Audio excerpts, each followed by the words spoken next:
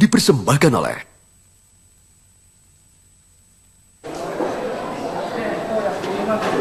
Pemirsa, meski baru memenangi perhitungan berdasarkan hasil hitung cepat, sejumlah lembaga survei yang kredibel, berbagai ucapan selamat mengalir dari berbagai kalangan bagi pasangan Jokowi JK.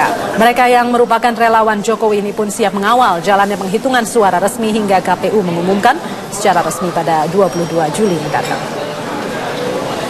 Dan juga seluruh relawan yang telah bekerja keras sehingga untuk sementara ini melalui perhitungan quick count yang legitimate tentunya Pak Jokowi JK mendapatkan suara terbanyak. Namun bagaimanapun juga tetap kita tunggu nanti hasil resminya dari KPU. Kepada Bapak Jokowi dan Bapak Yusuf Kalla, saya ingin mengucapkan selamat menjadi pemimpin Indonesia. Kami semua rakyat Indonesia siap mengawal, siap membantu, dan siap bekerja sama untuk sama-sama menjalankan revolusi mental. Saya percaya pelaku industri kreatif dan juga para seniman mengucapkan selamat buat Bapak Jokowi dan juga Bapak JK. Semoga bisa menjadi presiden dan wakil presiden yang amanah buat seluruh rakyat Indonesia.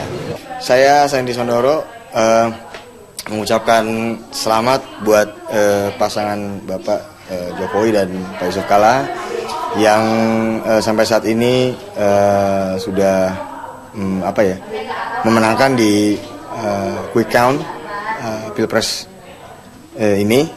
Apa yang sudah diberikan, kepercayaan yang diberikan, ini harapan kita sangat besar untuk bisa menjadi amanah pastinya, dan perlu dikawal, perlu dijaga, dan ini bisa menjadi contoh bukan hanya bagi kita aja tapi bagi dunia. Selamat buat Pak Jokowi JK dan selamat buat para relawan yang udah dengan sukarela semua bekerja untuk mendukung Jokowi JK. Saya dengan rasa bangga dan hati yang begitu gembira dan mengucapkan syukur kehadirat Allah Subhanahu wa taala. Selamat kepada Bapak Jokowi dan Bapak JK atas kemenangannya untuk sementara ini di quick count. Akan tetapi setelah itu pun juga masih ada tugas yang saya kira lebih berat lagi barangkali dari perjuangan yang sudah dilakukan oleh semua pihak ya. Pemirsa, kemenangan pasangan Capres-Cawapres Joko Widodo dan Yusuf Kalla telah diprediksi oleh berbagai lembaga survei kredibel satu hari jelang pemungutan suara pemilu presiden. Carta Politika memprediksi pasangan Jokowi JK sebagai pemenang Pilpres 2014 dengan selisih elektabilitas hampir 5% dibanding pasangan Prabowo Hatta. Survei Carta Politika periode 3 hingga 6 Juli memprediksi pasangan Joko Widodo Yusuf Kalla akan menjadi pemenang pemilu presiden kali ini. Perbedaan elektabilitas pasangan Jokowi JK dengan pasangan Prabowo Hatta sebesar 4,1%. Direktur Eksekutif Carta Politika Yunarto Wijaya mengungkapkan pasangan Jokowi JK unggul dengan perolehan 49,2%, sedangkan pasangan Prabowo Hatta meraih 45,1% suara dengan margin error sebesar 2,8%. Menurut Yunarto, hasil survei ini juga menunjukkan undecided voters dengan mantap memilih pasangan Jokowi JK sebagai presiden dan wakil presiden pilihan mereka. Dikarenakan selain elektabilitas lebih tinggi, ketika kita coba membedah undecided voters yang masih tersisa sekitar 5,7%, kebanyakan secara karakter itu lebih berpihak kepada Jokowi JK. Selain itu juga ketika kita membaca tingkat kemantapan pilihan dari masing-masing pemilih, Jokowi JK juga ditempatkan secara lebih unggul dengan angka tingkat kemantapan pilihan sekitar 83%. Lembaga Survei Indonesia juga mengeluarkan rilis terbarunya terkait survei yang dilakukan pada tanggal 2 hingga 5 Juli lalu menggunakan metode random sampling dengan 400 responden. Pasangan Jokowi dan JK unggul dengan memperoleh elektabilitas sebesar 47,80%. Sementara pasangan Prabowo dan Hatta meraih 44,20%. Namun terdapat 8% pemilih yang belum menentukan pilihan mereka. Margin error survei ini sekitar 2%. Politika Wave juga memprediksi pasangan Jokowi JK memenangkan Pilpres dengan elektabilitas sebesar 53,8%. Sementara pasangan Prabowo Hatta diprediksi mendapat elektabilitas 46,2%. Angka tersebut merupakan hasil pantauan Politika Wave selama periode 8 Juni hingga 5 Juli 2014. Selama periode tersebut, Politika Wave mencatat terdapat hampir 6 juta percakapan yang dilakukan oleh hampir 1,6 juta netizen terkait kedua pasangan Capres dan Cawapres. Tim Liputan Metro TV. Pemirsa, sidang kode etik lembaga survei digelar hari ini untuk menyikapi perbedaan kontras antara beberapa lembaga survei dengan mayoritas lembaga survei terkait hasil quick count pemilu presiden 2014. Ulasannya akan kami hadirkan sesaat lagi. Beberapa makna yang perlu kita maknai. Yang pertama bahwa kemenangan Jokowi ini adalah sebuah kemenangan rakyat. Tetapi kita juga harus pertanyakan rakyat yang mana. Tentu adalah rakyat yang membutuhkan perubahan yang nyata. Ini melakukan doa semua teman-teman relawan agar Jokowi JK lancar sampai penghitungan manual suara KPU, dan kami akan kawal terus penghitungan suara, dan kami berpesan kepada lembaga-lembaga pemilu jangan bermain-main dengan suara rakyat. Kita akan kawal terus dan kita akan jaga terus suara ini sampai akhir penetapan dari KPU nanti. Zamannya udah keren. Satu komentar saya adalah ini benar-benar suatu bukti people power, artinya kekuatan rakyat yang berbicara dalam hal ini, bukan masalah lain-lain. Rakyatlah yang berbicara untuk kemenangan Jokowi. Masa kampanye Pak Jokowi menyempatkan diri mengunjungi Tanah Karo, melihat bagaimana menderitanya pengungsi. Sekali lagi kami ucapkan selamat kepada Pak Jokowi jadi presiden pilihan rakyat. Sekali lagi salam 2 jari. Tentu saja merasa gembira dan sangat bangga terhadap perolehan suara sementara ini yang dimenangkan oleh pasangan Jokowi JK.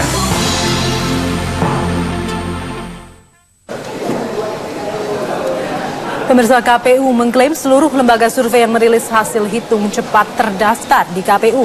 Sementara mayoritas lembaga survei mempertanyakan kredibilitas 2 lembaga survei yang merilis data hasil hitung cepat Pilpres 9 Juli kemarin, berbeda dengan 5 lembaga survei lainnya.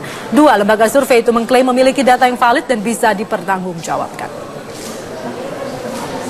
Komisi Pemilihan Umum memastikan semua lembaga survei yang merilis hasil hitung cepat pemilihan Presiden 2014 terdaftar di KPU dan telah menyerahkan data berupa metodologi dan sumber dana lembaganya. Kita tidak akan menilai karena itu kita diserahkan kepada lembaganya masing-masing, tapi yang pasti tentunya sebagai sebuah metode ilmiah itu kan silakan mereka seperti itu. Tapi konteks kewenangan KPU itu juga harus menjadi perhatian bagi publik.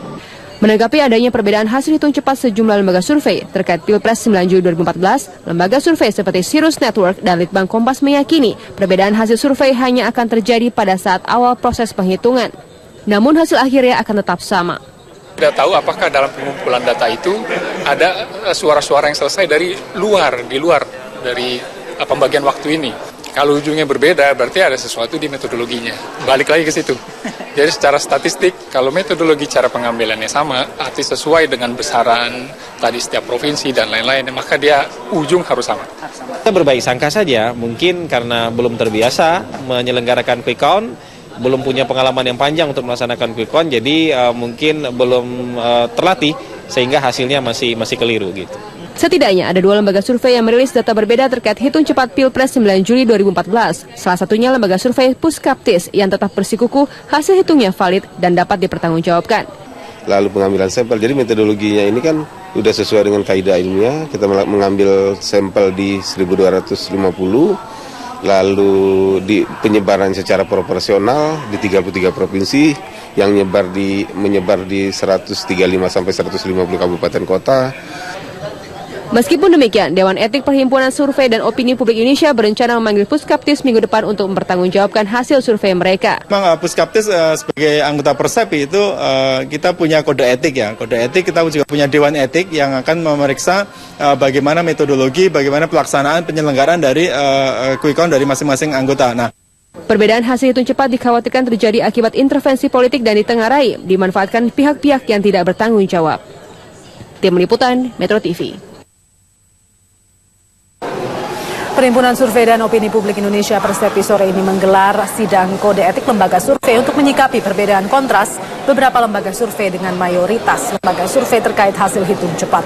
Afiani Malik akan mengulasnya dengan sejumlah narasumber di Hotel Atlet Century, Jakarta. Afi, silakan.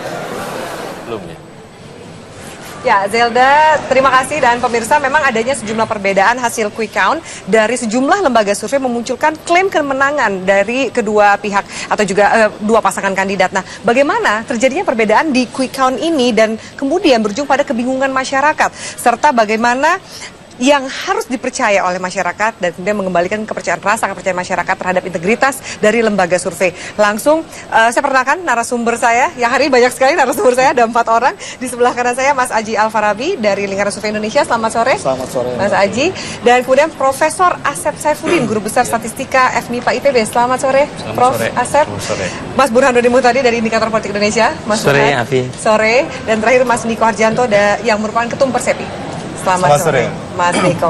Baik, pertanyaan pertama yang juga mungkin pertanyaan semua orang, bagaimana bisa terjadi perbedaan angka yang berujung pada memenangkan kedua belah pihak, kedua belah pasangan versi quick count? Bisa dijelaskan mungkin dari Mas Niko? Saya kira perbedaan itu pasti bermuara pada dua hal atau dua aspek besar. Pertama yang sifatnya teknis, yang kedua yang sifatnya non-teknis. Nah, kalau teknis ini kita bisa membedah dari metodologinya, dari jumlah sampelnya, dari persebaran sampelnya, dari kualitas tim lapangannya dan seterusnya, ya. Tapi kalau yang non teknis ini yang kadang susah, karena non teknis ini meliputi misalnya motivasi. Kenapa motivasi? Nah, misalnya orang punya kepentingan tertentu, atau mungkin karena didorong oleh kepentingan sponsor, kepentingan donor, atau untuk kepentingan politik tertentu. Nah, ini hal yang sifatnya non teknis. Nah, ini saya kira dalam konteks quick count yang berbeda ini, saya kira kalau yang masalah teknis itu bisa lebih mudah ditelusuri.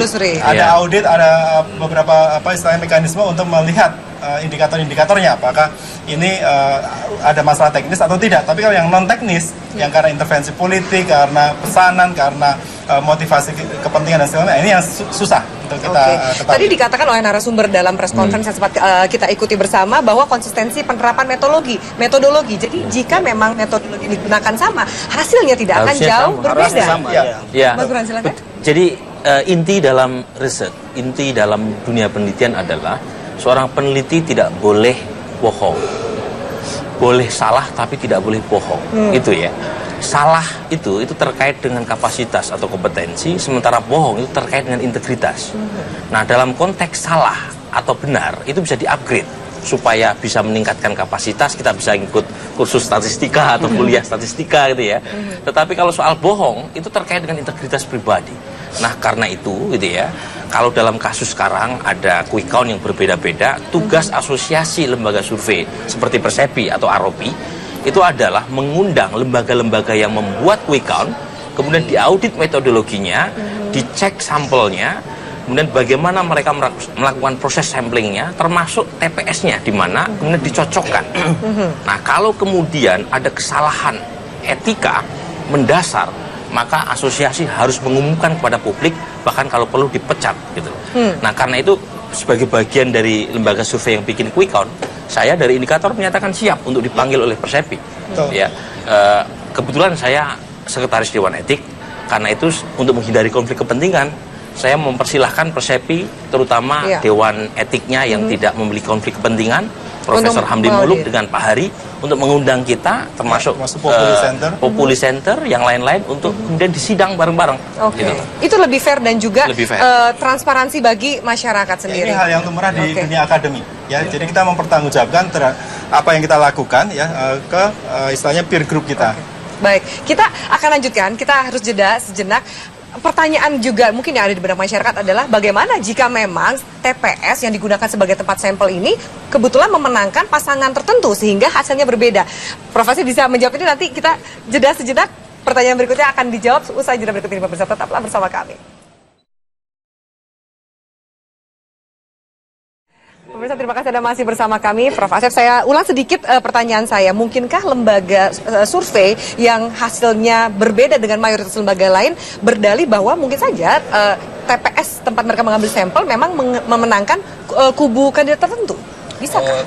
Kita kan bicara secara agregat nasional. Jadi secara nasional itu perbedaan itu tidak akan signifikan. Itu pasti sama. Dan quick count itu adalah suatu metode pendugaan parameter yang paling mudah dan tingkat akurasinya itu paling tinggi. Ya, lebih tinggi dibandingkan dengan metode-metode survei yang lain. Karena apa? Karena quick count itu datanya sudah ada. Jadi tinggal bagaimana mengambil. Nah, mengambil data itu dengan metodologi tentunya ada representativeness. Kalau soal sampling error itu bisa diselesaikan melalui sample size, itu udah nggak ada masalah. Yang lebih penting itu sebenarnya metodologi. Nah, metodologi itu kaitannya dengan kompetensi. Kalau sebuah lembaga itu tidak kompeten, tidak begitu paham metodologi, itu yang ngeri itu. Dan tentunya kaitannya lagi dengan kredibilitas dari sebuah lembaga. Kalau semuanya kredibilitas saja baik dan metodologinya bisa kita uji, itu pada ujungnya akan sama. Dan parameter nggak bisa bohong nih ya? Nggak bisa bohong. Karena quick count itu di mana-mana. Quick count itu selalu menghasilkan suatu nilai yang sama dengan parameter. Paling tidak bedanya 0,01 kurang lebih. Nah, parameternya sekarang adalah yang nanti real count.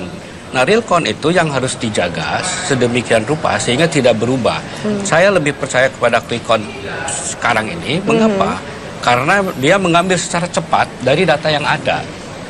Jadi tidak diproses lagi sampai ke kabupaten ke atas, langsung. Di stop di situ, langsung dikirimkan ke pusat datanya masih kita. Segar gitu ya, Prof ya?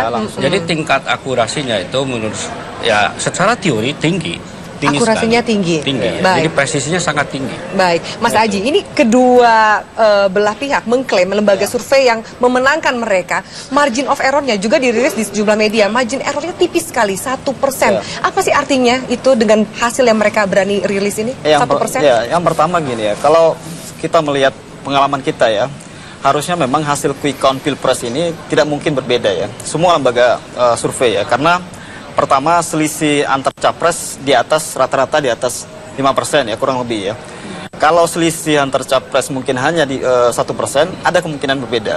Dan kita lihat kasusnya memang banyak di beberapa pilkada, misalnya di Bali ya, atau dulu di Jawa Timur ya, Sulawesi Selatan, itu memang ada kasus ketika hasil beberapa lembaga berbeda. Namun sejauh pengalaman kita melakukan quick count dari tahun 2004 sampai saat ini memang tidak ada satupun hasil survei quick count yang berbeda. Jadi yang ini kedua baru pertama kali terjadi? Ya, ini pertama kali terjadi. Yang kedua adalah sebetulnya quick count itu kita melakukan apa yang disebut oversampling ya. Sebetulnya dengan 200 responden sampel sebetulnya cukup untuk mengukur atau merepresentasi total dari pemilih di Indonesia. Namun kita melakukan 10 kali oversampling untuk mengantisipasi bias ya. Jadi sebetulnya dalam kasus ini ketika ada lembaga yang berbeda sangat mudah untuk menilai atau melakukan evaluasi. Tadi yang dibilang sama Mas Niko soal dua hal ya. Soal teknis dan non teknis. Saya pikir soal non teknis sulit untuk kita verifikasi ya, soal motivasi, soal keinginan atau apa di balik keinginan itu. Tapi yang sangat mudah kita verifikasi adalah metodenya, teknisnya. Karena bisa kita lihat dari samplingnya, apakah kemudian samplingnya proporsional dengan populasi pemilih di Indonesia. Yang kedua adalah bisa saja kita membuka data 2000 TPS yang menjadi sampel lembaga-lembaga yang melakukan quick count ya. Dengan 2000 TPS itu kita bisa verifikasi mana yang kemudian menjadi sampel dari lembaga-lembaga yang berbeda itu. Jadi sebetulnya sangat mudah dan sekali lagi bahwa tidak mungkin Pilpres kali ini ada hasil yang berbeda dari lembaga survei. Secara populasi itu tidak mungkin berbeda ya. Tapi kalau perbedaan sifatnya misalnya yang 149 yang 149,2 itu karena itu sebenarnya pendugaannya itu dalam statistika disebut sebenarnya pendugaan selang, bukan pendugaan titik. Jadi masih bisa ditoleransi gitu. Masih sangat masih. Dan itu selang. Jadi pendugaan titik beda dengan pendugaan selang. Nah, cuman sekarang didapatkan titik yang masing-masing itu sebenarnya itu adalah bagian dari sebuah populasi. Baik. Jadi bisa itu. Dan kalau keluar dari populasi itu yang harus diragukan. Ketika tadi Mas Aji, kemudian Profesor dan Mas Niko mengatakan bahwa sulit sekali untuk melihat sebenarnya kalau kita baca dari dua lembaga survei yang dikatakan memenangkan Prabowo itu sebenarnya dalam margin of error itu tidak bisa dikatakan Prabowo unggul karena selisihnya terlalu tipis. Terlalu tipis. Itu yang akan saya tanyakan untuk soal margin. Tapi Bapak-bapak kita harus jeda dulu. Kita harus jeda dulu. Kita akan kembali lagi. Bagaimana membaca margin of Anda katakan tadi Mas Burhan bahwa marginnya terlalu tipis 1% dan juga bisakah kita melihat faktor non teknis yang sulit terdeteksi tadi dari latar belakang track record maupun juga pendanaan lembaga survei. Kita akan lanjutkan sesaat lagi. Pemirsa tetaplah bersama kami. Baik, Pusat, terima kasih Anda masih bersama kami. Lalu berikutnya, pertanyaan yang sama mungkin kepada para narasumber yang bandel-bandel, yang kemudian memanipulasi data. Itu kan berarti memberikan informasi yang bohong kepada publik. Untuk menjaga integritas dan kepercayaan masyarakat kepada lembaga survei, harus seperti apa sih? Dari Mas Niko, silakan. Jadi saya kira ini ada dua hal yang harus segera diselesaikan. Pertama KPU ya, karena KPU ini juga punya peraturan KPU yang mengatur mengenai lembaga-lembaga yang mengadakan survei, quick count dan segala macam ya.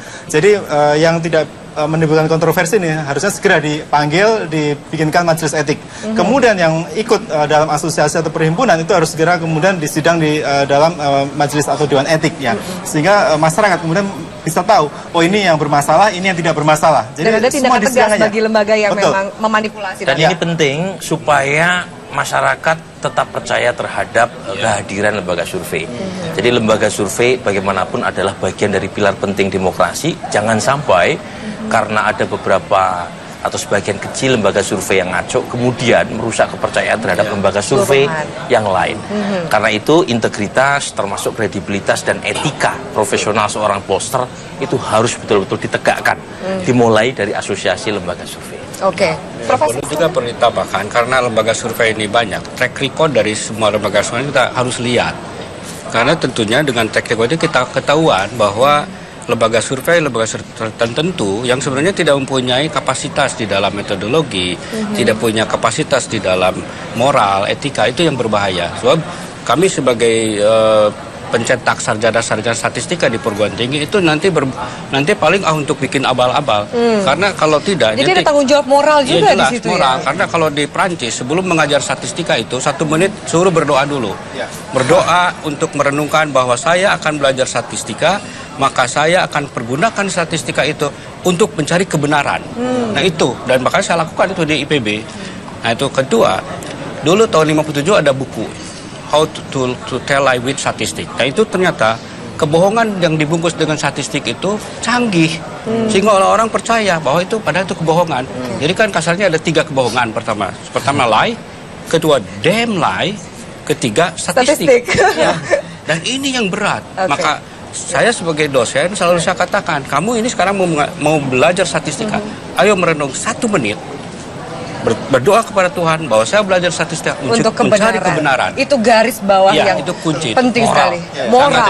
Integritas itu penting sekali. Baik, Mas Haji silakan dari Anda. Sekali lagi bahwa dengan selisih yang lumayan tinggi ya, 4-5%, tidak mungkin hasilnya berbalik ya. Jadi simple saja sebetulnya untuk menilai dan mengukur sejauh mana kredibilitas lembaga survei ini adalah dengan mengecek tadi yang disebut faktor teknis atau sampling error dari masing-masing lembaga survei ya. Jadi dengan asosiasi lembaga survei misalnya Persepi atau Aropi kemudian mengumpulkan lembaga-lembaga survei yang melakukan quick count, kemudian meminta masing-masing lembaga membuka datanya masing-masing. Saya pikir dengan cara itu dengan cara itu sangat mudah menilai. Karena kalau faktor non teknis soal motivasi pasti banyak alasan yang kemudian disampaikan dan sulit kita melakukan verifikasi ya terhadap pernyataan itu. Jadi yang sangat objektif adalah asosiasi mengundang semua lembaga survei yang terkait dan melakukan audit terhadap metode yang digunakan dalam quick count Pilpres 2014. Oke, berarti memang kita tunggu bagaimana nanti jalannya proses audit ini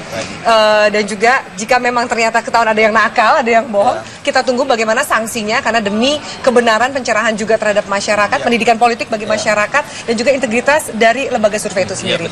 Baik, terima kasih banyak Bapak atas waktunya dan informasinya, dan pemirsa tetaplah bersama kami di live event Presiden Pilihan Kita karena pada pukul 6 sore nanti ada rekan Indra Maulana yang akan membawakan sejumlah informasi menarik untuk Anda. Tetaplah bersama kami. Terima kasih banyak. Prof Asep, terima kasih.